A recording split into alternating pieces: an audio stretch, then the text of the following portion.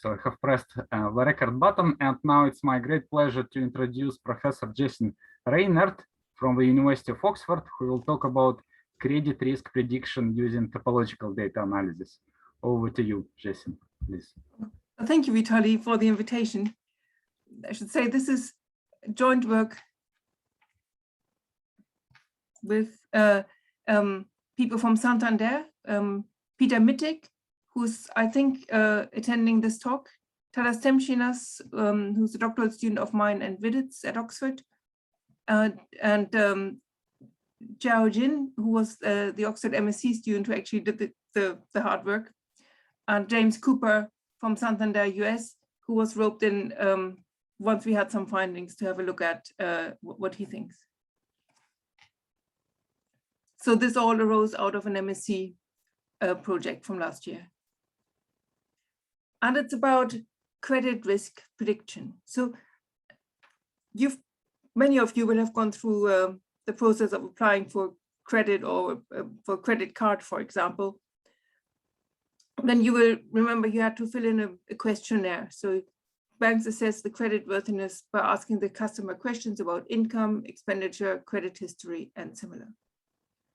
And then internally, points are awarded for each category. And if customers get enough points, they obtain their loan, give or take. And the question is, of course, how should these points be awarded? So the banks want to give as many loans as possible to keep customers happy and also to make a profit. But they really only want to award loans which will be paid back. They don't want to give out loans which the customers will then not pay back because that would create a loss. So the heuristic is that based on experience of profiles of customers who repaid their loans, banks will decide whether or not to award a loan. So it's sort of a similarity assessment. So similar profiles should lead to similar loan decisions, where similarity is not necessarily clear what we mean by similarity. So it might be something that's not quite tangible. There's an overview paper by Lessman, Besencio, and Thomas, which has much more about credit risk assessment. The question for our talk today is, of course, whether TDA can be used to assess the similarity of profiles. So what is the classical approach for credit scoring? It's called logistic regression. I'm just going to remind you of what that is. So suppose we've got an individual I and we have a binary response, y and 0, 1, plus a collection of explanatory variables for that individual. So we call these explanatory variables xi, so these could be the income, expenditure, and so on. And we think of these observations for different individuals as independent random variables. They take on the value 0 or 1, and the probability that y is equal to 1 depends on the explanatory variables x, and we call that p of x. So in particular, two individuals which have the same x would yield the same success probability because it only depends on x. And in our setting, y could be 1 if I repays the loan in full and 0 otherwise.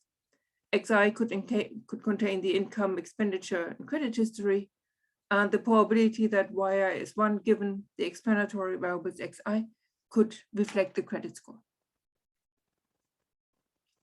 So how is this credit score then arrived? Or how is the probability p estimated depending on the variables? So when you think of estimating p, a probability, so that lies between 0 and 1. That's not what statisticians usually like. Statisticians like something that looks approximately normal. The normal distribution lives on the whole real line. So we transform it first. We take the odds ratio, p over 1 minus p, that already transforms this into something that's between 0 and infinity. And then we take the log of this transformed ratio, and that gives something that lives on the whole real line. And the odds ratio is really what we're after. So if the odds ratio, if the odds for paying back the loan are larger than 1, then so it's more likely them to pay back the loan than not to pay back the loan. We probably want to award the loan. And the statistical model is then that we assume that the logit, so which is the log of the odds, is modeled as a linear combination of the explanatory variables x. So we write this in vector notation as theta transpose x, from which, of course, we can then get the probability back. P of x is e to the theta transposed x divided by 1 plus e to the theta transposed x. So in statistical pre-processing, one would try to make sure that in exploratory analysis, that there's reason to assume that we've got this linear relationship between the explanatory variables, that they are scaled properly so that we can think we have this linear relationship. So theta is an unknown parameter, which is usually estimated using maximum likelihood, because we just know that we have these independent observations. And it's a nice model. It's easy to interpret in a way. So suppose just in one dimension, we have this fitted model with one explanatory variable x. So the log of the odds is theta times x. So that means if I increase x by 1, that changes the logit, so the log odds by theta. So if x was your income, and if you increase your income by £1,000, then you know that your log odds would increase by theta times 1,000. And you could reassess your credit score if that was related to your credit score. So it would increase the log odds by 1,000 times theta. So it would change the odds by e to the theta times the change in x. And a similar interpretation works in higher dimension. And the simple classification rule is just if the probability is larger to repay the loan than not to repay the loan is awarded, and otherwise it's declined. Of course, there are refinements of how many loans. Maybe you don't want to award any loan, every loan possible. So there are different variants of this. So logistic regression has been chosen as a method of choice because it's actually really quite nice. It's simple to implement because it just goes back to linear regression. It has this nice property that similar x gives similar p of x. It's got this good general interpretation, so we know what the coefficient means. And it's also nicely scalable. So if you increase the size of the data set, it really performs quite well because it's just going back to linear regression. It's got some disadvantages though. So this independence assumption, which underlies the fitting, may not hold. So we think the observations are independent because we think that the explanatory variables capture all the factors which influence whether or not a loan is repaid. But of course, we cannot, usually capture all the factors. So if there's some kind of natural disaster, which might wipe out the whole landscape of houses, or like the big floods in Germany, then many people might come bankrupt at the same time and may not be able to pay their loan back at the same time. And if we don't have geographical location as part of the explanatory variable plus weather as explanatory variable, we might have whole clumps of defaults. So there might be an issue with the independence. And also, when the probability of not repaying a loan, so if y is equal to 0 is rare, then quite often this probability is underestimated. So logistic regression tends to do well when the data set's relatively balanced. When it's very unbalanced, it might not capture the rare event properly. And the third issue is then when you've got high dimensional data with a relatively small data set, there may not be enough information to estimate theta, so this parameter, well enough. So for some explanatory variable information combinations, there might just not be a corresponding diversity in the outcome in order to do the estimation. So it's not a perfect method. It's pretty good. It's not perfect. So there might be room for improvement. How do we judge classifiers? I think it's already been sort of alluded to. Remind you of the confusion matrix for classifiers. We have a positive or negative class, which is the truth. And then we make a prediction, which could be positive or negative. And depending on this prediction, we have true positives, false negatives, or true negatives. And the measures that we will be interested in here today is the sensitivity or the true positive rate. So this is the number of true positives divided by the number of true positives and false negatives. So if you think this is the proportion of loans awarded which are being repaid divided by the overall number of loans which would have been repaid. So how many of the good guys do we catch with our method? The true negative rate is the proportion of true negatives among those on the negative class. So how many of those who would not repay their loan actually are not awarded the loan? So how well are we in catching the unreliable repays? And then there's also the precision. So among all the predictions we make, among all the positive predictions we make, how many of these are true positives? So among the loans which are awarded, how many will be paid back? So when I say will be paid back, it sounds a bit dodgy. And so what we do, we have a whole data set and we split the data set into training data and test data. The training data is used to fit the model, for example, via logistic regression. And then the test data is used to assess the model, for example, via this confusion table. So for the test data, we also know the truth because it's part of our big data set. So therefore we know what the true negatives, true positives, and so on would have been. So the data we're looking at, as described in the abstract, are Japanese credit screening data.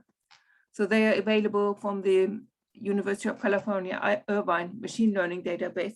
They were used in a paper, for example, by Peter Mittig from 2019. It's got 690 observations. 383 have value 0, which we think of a bad loan. 307 have value 1, which we think of a good loan. We've got 14 explanatory variables, and no detailed description is available of what these explanatory variables are. So I dug around in the literature a little bit, and what I found is the Australian credit card data. It's available from the same database. It was used in a paper by 1987. It's got the same number of observations, the same number of bad loans, the same number of good loans.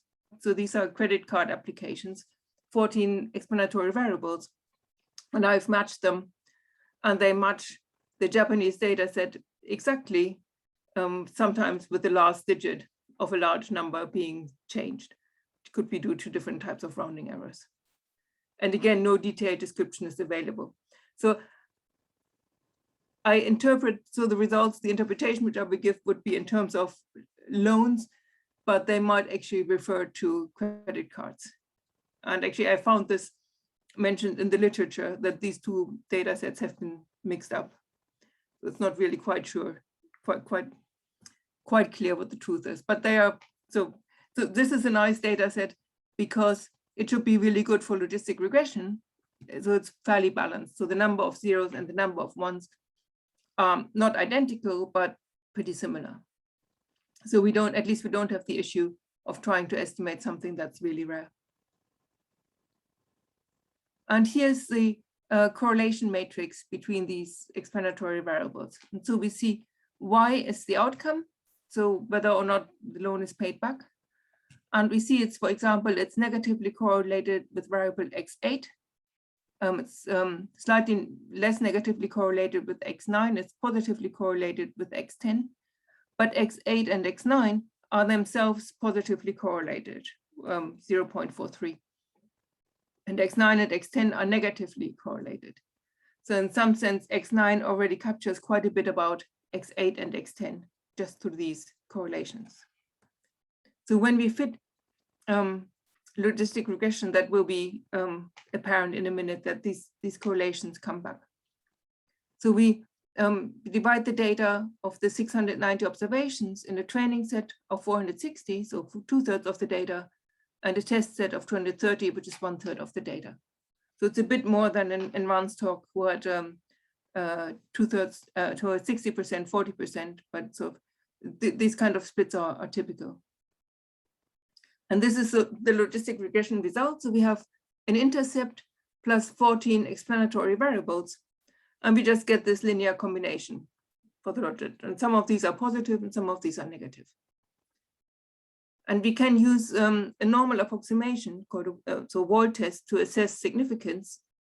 And of these contributions, only the one from X3, X5, X9, X10, and X14 are statistically significant at the 5% level. So this is testing them individually. And we've already seen that this is plausible in terms of the correlation matrix because the explanatory variables are not uncorrelated typically. And when we run this logistic regression result once on the network, it's on the data set, we predict 103 positives and 5 negatives.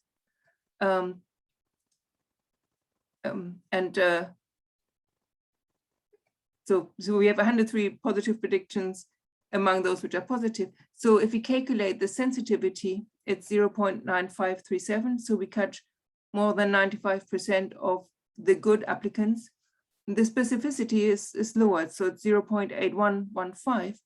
So we don't catch all the ones, we catch a relatively lower proportion of the ones who won't pay back their loan. And also the precision, it's more like 80%. These are actually for, as Peter might second me on this, these are pretty high numbers for credit risk assessment data. So it's quite often they're more like 60%, which is still not bad. But but still there's room for improvement here, even here. And the question is then, does TDA reveal differences between the group of good loans and the group of bad loans? And we just did a very simple approach. So we used the feature vectors, so the explanatory variables, as position in Euclidean space, and we weight them by the coefficients from the logistic regression.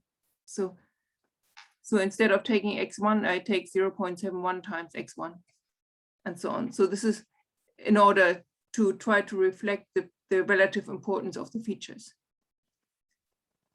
And then we just calculate Euclidean distances and use Viter's RIPs and obtain barcodes. So that gives this picture, which I think one of them was in the abstract. So this is, so these we calculate dimensions 0, 1, 2, and 3, because for numerical reasons, everything else was too complicated. This is, okay, so it's not very easy to see, but yet you see, so there's some difference in dimension 0. And so it seems that there's something there pretty much in all dimensions, especially dimension 3 and maybe dimension 0. So to the left are all the good loans and right are all the bad loans, of speaking. So so we do a little permutation test to see when we look at the Wasserstein distance between these two barcodes in the different dimensions, which ones are significant. So in dimension 0, the Wasserstein distance is 117. Dimension 2, it's 3.21. Dimension 2, it's 0.4. And dimension 3, it's 0.14. And what we do is, so for each run, so because of the random split of the data set, we have a different number of y's equal to 1. So we say we have m observations which have y equal to 1 and the rest is y equal to 0. Then we split the training set again in two sets, one of size m and the other one of size n minus m, and calculate the barcodes between these randomly picked sets and repeat this 100 times. And then we look at the p-value, and we want the proportion of Wasserstein distances which are at least as large as the one observed. And so when we do this, dimension 0 and dimension 3 are significant. We have 100 repeats, so the maximum significant value is 1 over 101, and the others are not significant. So there is a signal. So then the next question is, how do we tease out this signal? So for the signal, we want to convert a global comparison into something for each individual node of each individual applicant. And the heuristic is that if in feature space, people are similar to so if you look at the k nearest neighbors in feature space, then people would be similar to their k nearest neighbors. This is what nearest neighbors means.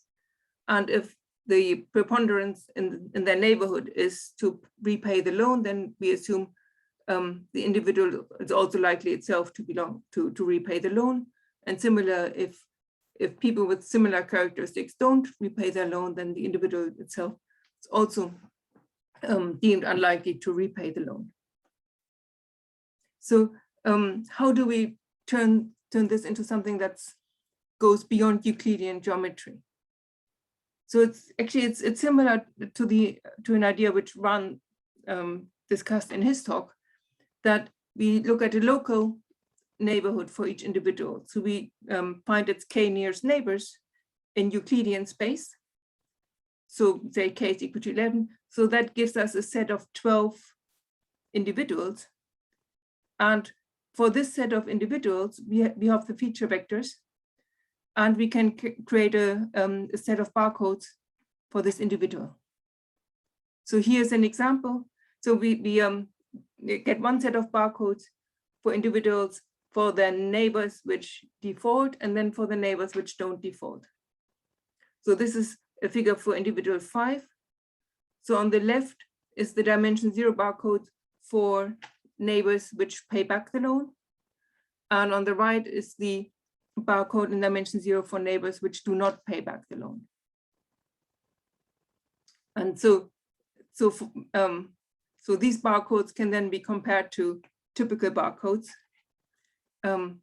using Wasserstein distance. So once we've got the barcodes go back to this algorithm. So first we calculate the K1 nearest neighbors using the weighted feature vectors, and these are nearest neighbors in Euclidean space. Then we get the barcodes for this neighborhood separately for those with y equal to 1 and those with y equal to 0.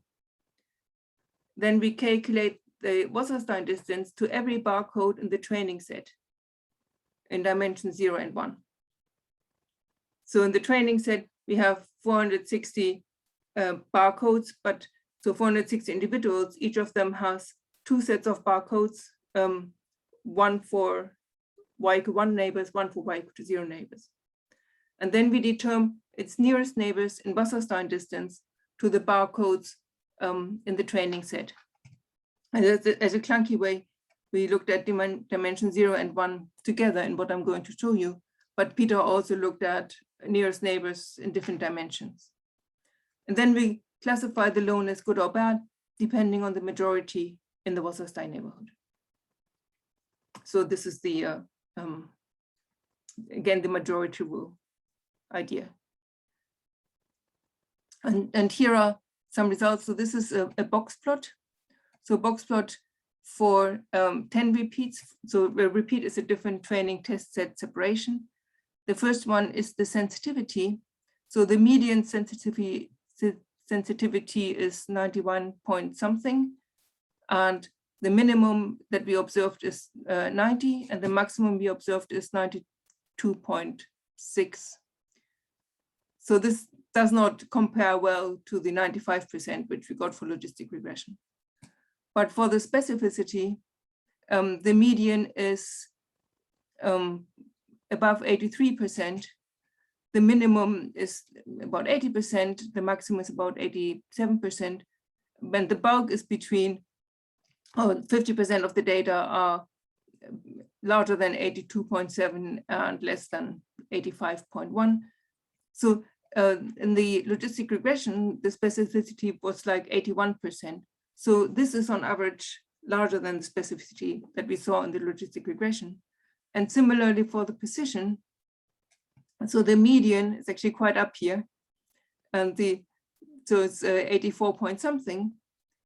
And the so the distribution again, so it does span quite a range, but it is so 50% are larger than what we see for the precision in the logistic regression.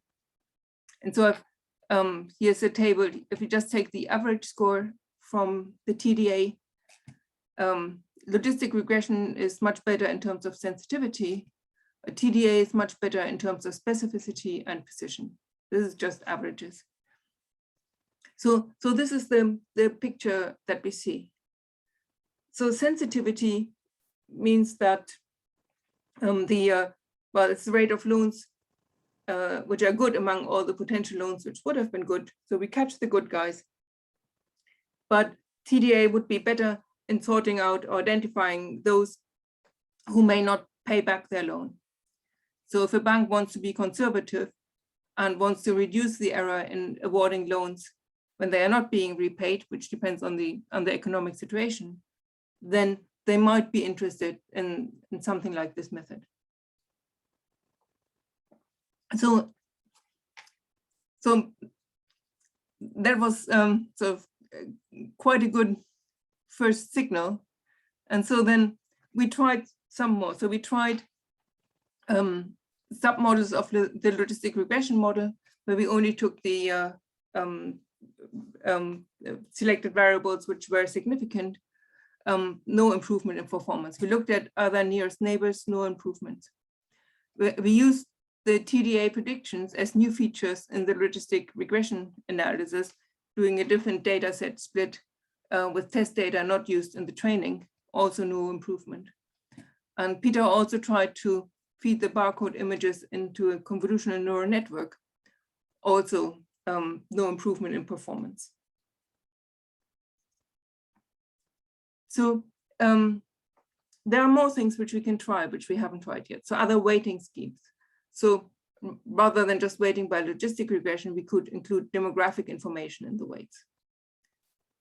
We could weight the different dimensions differently or we could rescale the Wasserstein distance when we look at the nearest neighbors. We could refine the logistic regression. We could include products of explanatory variables. So there's there can be cross effects between explanatory variables. For example, if you play music loudly, you are more likely to have an accident. If you have taken alcohol, you are more likely to have an accident. But if you have taken alcohol and play music loudly, you are less likely to have an accident than if you take alcohol and not play music loudly. So there are these kind of effects, but probably loud music keeps you awake. Logistic regression, we use just the vanilla method. There are refined decision boundaries which one could look at. We could look at different choices for nearest neighbors. We would like to replace Wasserstein distance because it takes a long time to compute. Of course, we need to look at larger and more unbalanced data set for this to work. But a caveat is that in order to make this a really interesting application, the method would need approval by regulators. So right now it's sort of an interesting pilot study, but in order to obtain approval by regulators, the method has to be transparent and it has to be a considerable improvement on the logistic regression approach. So these are at the moment two things that hold us back. So I think transparent TDA, what happens if you change one of the elements of your feature vector a little bit, say you increase your income by 1,000, is it transparent how that would affect your classification via TDA? I mean, currently, we can say, yes, here's the code, you can calculate it yourself, but it depends on the other elements in the data set. So we don't know exactly how this will affect your credit score, and unless we know how many people are on the data set which are similar to you, and how they behaved, they're similar. And the logistic regression approach, yes, we have some improvement, but I think currently, Peter might correct me, but I don't think it's viewed as exciting enough to warrant trying to tell this to regulators. So this is what I wanted to tell you. First, I think it's, so I wanted to tell you two things. First, there's this project with Santander, and which is, has potential, might have some potential.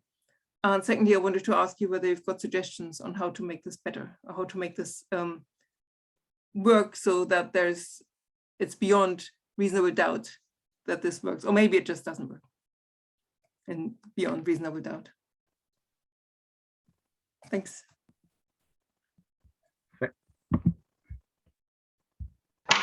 Thank you, Gesine.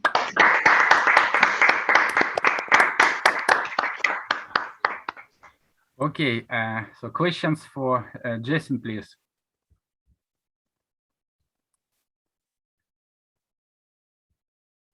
Anyone? Peter Mitik? Yes, hello. Hello. Sorry, you were Klatten.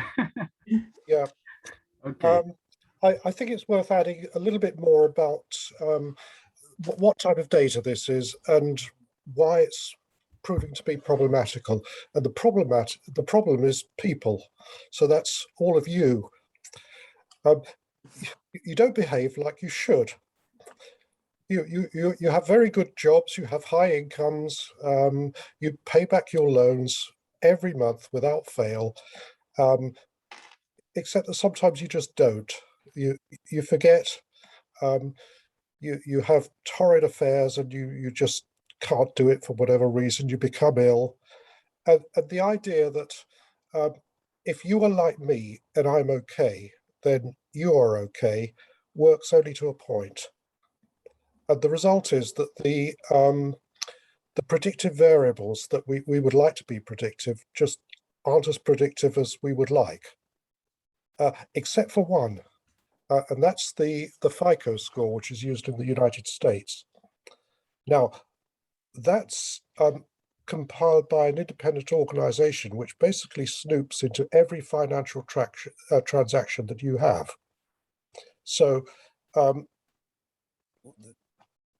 in Europe, at least, you can get away with spending a lot of money on the horses or something that you shouldn't really be doing. Apologies for anybody who makes a lot of money on that, but you know what I mean. Imagine every tiny transaction that goes through your bank account is known. Well, that does turn out to be a very good predictor, and it works in the United States, but we can't use it in Europe. Interestingly, if you put the FICO score in, and it's not available, of course, for every data set, you can more or less scrap most of the others. It's that predictive. We haven't yet tested TDA on the FICO score, but we have a data set which could include it. Would you like me to say something about that as well? Okay. Yes. Yeah. The Lending Club is a peer-to-peer lending organization active again in the United States. And there are two interesting results that have come out of that from TDA. First of all, if we calculate the sensitivity, which was not as good for the Japanese Australian data, it is actually an improvement for the Lending Club. Okay. It's quite a nice improvement too. I can't tell you anything about the other measurements because I can't quite remember them, but that's a bit of a success. Secondly, the Lending Club is huge as far as the number of nodes are concerned. We've been working with Australia, and that has 690 nodes. That's absolutely nothing compared to the Lending Club, which is well over 100,000. And you can't use TDA on that if you look at nearest neighbors as the metric. It would take a supercomputer years to calculate. That's a bit of speculation, but there we are. So I have to take samples, and samples of size 500, which is of course absolutely minute compared to the size of the data set, seems to work quite consistently. So that's good news. So 500 comparable to 690, we could put up with 1,000, which might maybe give an improved result, maybe not. We're not sure. So if we could improve the nearest neighbours calculation, perhaps replace it by something else, that would also move things on rather faster. Yeah, thank you. So I think, is it tomorrow that there will be a talk on the bootstrapping TDA data? Or is there going to be one? Maybe didn't quite read full. So I think people have been looking at subsampling for TDA, also people in this audience. Yes, Omar will talk about Bootstrap, right, tomorrow. Yes, tomorrow morning. So I think Omar is on the audience, so if you wish, you could add a comment. Peter, thank you very much for your detailed comment and suggestion. Let me, just in case, let me stop recording.